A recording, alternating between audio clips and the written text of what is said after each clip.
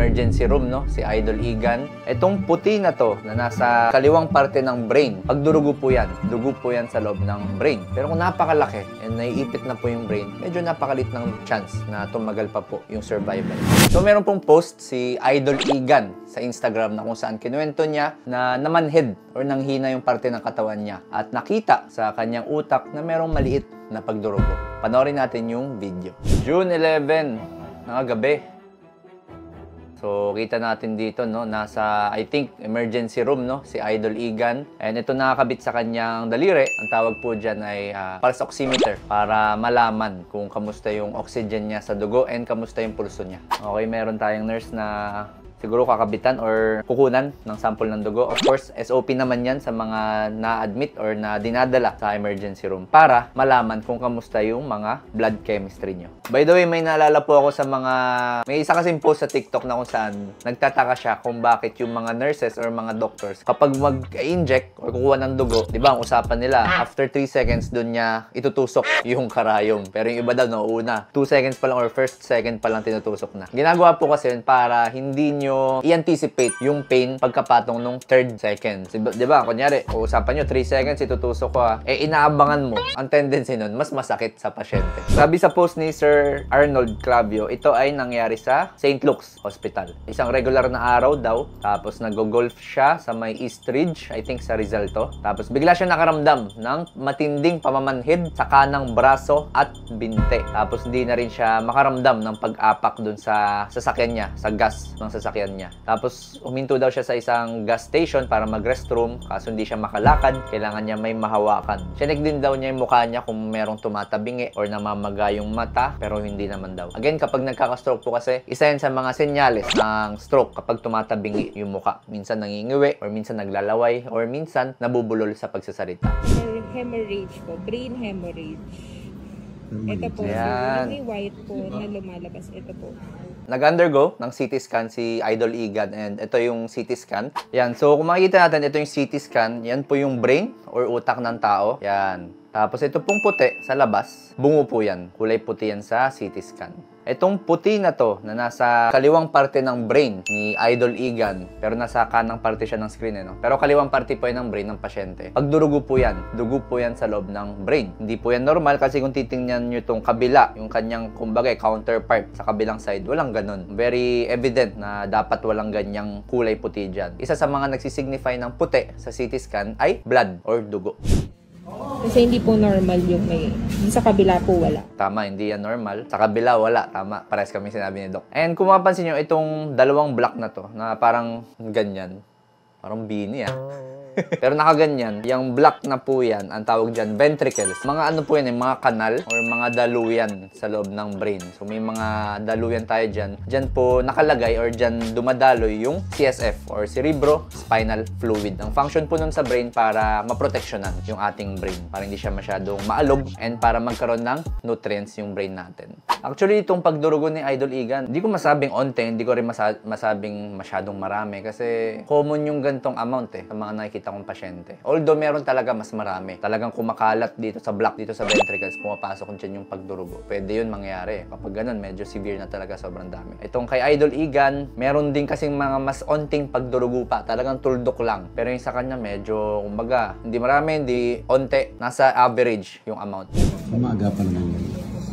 Kaya naman. Kaya naman.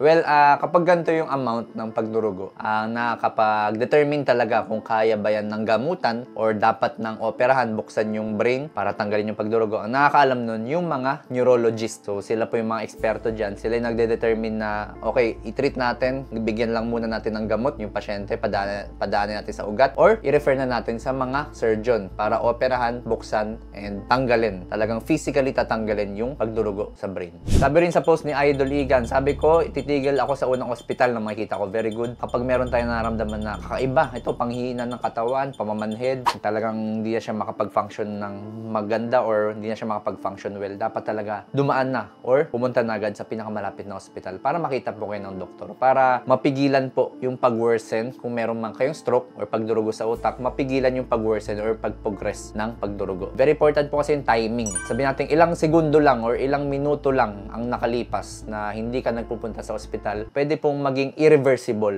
or pwedeng maging hindi na mabalik sa normal yung ating brain. Tapos ayun, yung BP daw niya dito 220/120. Napakataas po niyan. Kapag ganyan ang BP ng aking pasyente, talagang kumbaga ay nakakagulat kasi mataas na mataas po yan, pwede po talaga yung mag-cause ng pagdurugo sa utak. And ang blood sugar ni Idol Igan ay 270. So I think diabetic din siya. No? Kapag po kasi mataas ang ating BP, kunyari hypertensive tayo, na-diagnose, binibigyan tayo ng gamot. Kaso nakakalimutan natin uminom ng maintenance or minsan hindi sumusunod sa payo ng doktor, tumataas yan. And kapag mataas po ang BP, pwede yan mag-cause ng pagputok ng mga ugat, mga malilit na ugat sa brain. Yung mga ugat po kasi natin dyan sa brain, yung iba dyan, medyo madali siyang masira eh. Sa onting taas lang ng BP, madali siyang pumutok or mapunit. Kapag napunit yun, kakalat sa paligid ng brain. Kapag kumalat sa paligid ng brain, mamamaga. Eh, itong utak natin nakasara yan eh. Naka-enclosed yan sa bungo. So, kapag namaga yan, hindi siya makapag-expand since yung bungo natin napakatigas. Ipit na ipit siya. Doon na magkakaroon ng pamamanhid ng katawan, pagsakit ng ulo, minsan nawawalan ng malay. So may mga nakakabit po sa kanyang mga, kumbaga, monitoring device, no? Tapos may nagmo-monitor na nurse. Tama po yan, SOP yan. Ito yung mga nakakabit sa kanya. Of course, para malaman kung kamusta yung status ng heart or status ng katawan ni Idol para habang in transit nasa biyahe, malalaman natin kung tumataas ba ulit yung BP, nagiging irregular yung tibok ng puso, yung mga ganun. O dito medyo mas magaan na siguro yung pakiramdam ni Idol. Nakangiti na siya. So naalala ko, nakasama ko na to si Idol Igan sa isang interview sa radio station. And nung nakita ko siya, very fit yung katawan ni Idol eh. Talagang hindi siya overweight, hindi siya mataba tingnan. Very healthy yung katawan niya. Talagang tindig na tindig. Di mo mapagkakamalang high blood or diabetic. Ang ibig ko pong iparating, kahit na healthy kasi yung itsura ng isang tao, sabihin natin, ay, ang ganda ng katawan, pero meron siyang high blood tsaka diabetes, dapat po nababantayan pa rin yung kanyang BP. Diyan po papasok yung importance ng pagmomonitor ng BP sa bahay. Yung iba po kasi medyo nakakalimutan eh, pagmomonitor ng BP. Dapat po talaga regular yan. Kahit nagtitake tayo ng ating mga maintenance, dapat check natin siya everyday kung tumataas or bumababa. Kasi anytime na biglang tumaas yan, sabihin natin nanggaling sa party, napakain ng marami, nagkaroon ng emotional changes yung pasyente, may nabalitaang nakakalungkot or nakakagalit, o kaya naman sobrang init ng panahon, biglang tumaas, pwede po mag-cause yung mga gantong pagdurugo sa utak. Minsan naman pagbabara ng ugat sa utak. So maganda, mag-monitor tayo everyday, kahit morning or every night, para nababantayan natin kung pataas ba yung trend ng BP. Kasi kapag pataas po yan, baka kailangan i-adjust yung gamot na binibigay ng doktor. Yan, sabi rin ni Idol, ang aral daw dito, feeling okay does not mean you are okay. Feeling good does not mean we are good. Listen to your body. Traitor ang hypertension. Always check your BP, okay? Sa mga followers ko po or sa mga subscribers ko na talagang diagnosed with hypertension, mas maganda, everyday talaga, mag-monitor tayo ng ating BP. Meron naman yung mga automated na pipindutin mo lang, siya na yung mag-BP sa sarili mo. Pwede rin naman yun, wala pong pinagkaiba yun sa mga manual. Pag manual, yung pinipisa pa, okay lang rin yun. Kung merong marunong sa bahay. Hindi po sapat yung pag may nakita tayong doktor or nurse, tsaka lang tayo magpapa-BP. Dok, pa-BP naman, or nurse, pa-BP naman. Iba kasi ganun, kapag nakita lang ng doktor or kapag napapapunta lang sa ospital. Maganda na gawin natin yung responsibility natin sa sarili natin na i-monitor yung sarili nating katawan. So again, hemorrhagic stroke po, no, yung nangyari kay Idol Igan. Left-sided, so left na parte ng brain yung nagkaroon sa kanya. So ang manghihinang parte ng katawan is yung kabila, yung kanan. Again, ang mga risk factors po niyan, matagal ko na rin di-discuss to, sinasabi sa inyo. Unang-una dyan kapag uncontrolled yung ating BP, hypertension na hindi nababantayan. Kapag tayo ay malakas manigarilyo, kapag yung diabetes natin or sugar natin ay hindi rin nababantayan. Kung may history sa family na nagkakaroon ng stroke, pwede rin po yan mamana or magkaroon kayo ng risk. And kung sa mga bata man, yung tinatawag nating stroke in the young, medyo nauuso po yan, no? Nangyayari kadalasan kapag may mga abnormality sa mga ugat nila, yung mga arteriovenous malformation, mga cavernous malformation, yung mga ganun. Medyo weak po kasi or mahina yung foundation ng mga ugat nila sa brain.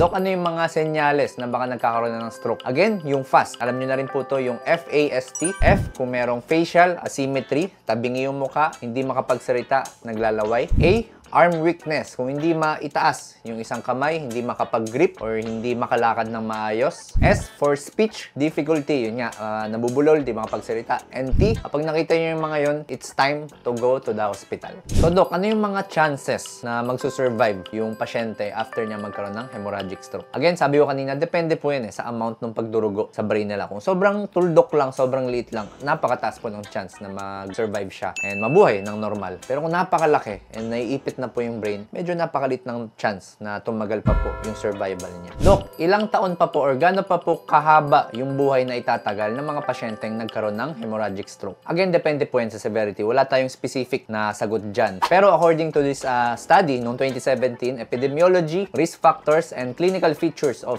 Intracerebral Hemorrhage. So sabi sa kanilang results, only 12 to 39% of survivors can achieve long-term functional independence. Ibig sabihin, 12 or 39 na tao sa loob ng 100 na tao na na-stroke, pwede pang mabuhay independently na hindi kailangan ng assistance sa mga caregivers or sa mga relatives nila sa buhay. Na para silang normal na nabubuhay in a day-to-day basis na hindi na kailangan ng dependence sa ibang tao. Pero still, hindi po specific tong numbers na to. Depende pa rin yan sa severity and sa amount nung pagdurugo. And most importantly, yung time. Kung anong oras siya nakarating sa ospital and nakareceive ng management galing sa mga doktor. Dok, paano po makaiwas dito sa hemorrhagic stroke? Again, hindi po natin pwedeng i-prevent yan absolutely 100%.